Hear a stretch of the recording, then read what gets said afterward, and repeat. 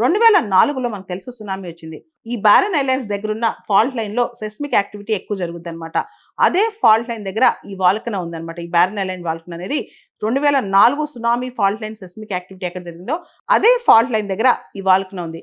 ఈ వాల్కనోకి అతి దగ్గరలో ఫాల్ట్ లైన్ ఉంది కాబట్టి ఈ ఫాల్ట్ లైన్ సెస్మిక్ యాక్టివిటీ అనేది ఈ వాల్కనో యాక్టివిటీ మీద ఇన్ఫ్లుయెన్స్ చూపిస్తుంది. కాబట్టి ఈ సెస్మిక్ యాక్టివిటీ ఎప్పుడైతే ఉధృతం అవుతుందో ఆటోమేటిక్గా వాల్కనో కూడా అప్పుడప్పుడు ఎరప్ట్ అవుతూ ఉంటుందంట.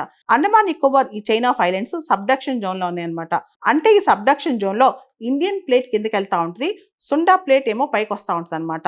దాదాపు 18 to 20 కిలోమీటర్స్ లోతునున్న మ్యాగ్మా ఛాంబర్స్ ఈ సెస్మిక్ యాక్టివిటీ వల్ల ఇన్ఫ్లుయెన్స్ అయ్యి మ్యాగ్మా ఒక్కోసారి పైకి వస్తూ ఉంటుంది.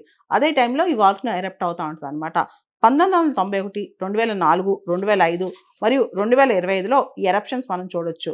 నేషనల్ సెంటర్ ఫర్ సెస్మాలజీ ప్రకారం ఈ Andaman Nicobar chain of islands అనేవి ఈ సబ్డక్షన్ జోన్లో ఉండటం వల్ల, ముఖ్యంగా ఇండియన్ ప్లేట్ కిందకెళ్తూ ఉండి సుండా ప్లేట్ పైకి రావడం వల్ల ఈ ఫాల్ట్ లైన్స్ వల్ల సెస్మిక్ యాక్టివిటీ లోతును జరిగి మ్యాగ్మా లోపల నుంచి బయటకు ఎరప్ట్ అయ్యి అక్కడి నుంచి వాల్కనో ఎరప్ట్ అవుతుంది. దీనికి సంబంధించి నేషనల్ సెంటర్ ఫర్ సెస్మాలజీ వాళ్ళు కూడా ఇదే క్లారిఫికేషన్ ఇచ్చారు. ఈ బారెన్ ఐలాండ్స్ వాల్కనో ఇది ఒక స్ట్రాటో వాల్కనో లేదా కాంపోజిట్ వాల్కనో. ఇది కోన్ షేప్ లో ఉంటుంది అనమాట. దీనిపైన ఒక బౌల్ షేప్డ్ క్యాల్డెరా ఫామ్ అవుద్ది. ఇది దాదాపు 2 కిలోమీటర్ల డయామీటర్ ఉన్న క్యాల్డెరా అనమాట. అసలు ఈ ప్రాంతాన్ని బారెన్ ఐలాండ్స్ అని ఎందుకు అంటారు?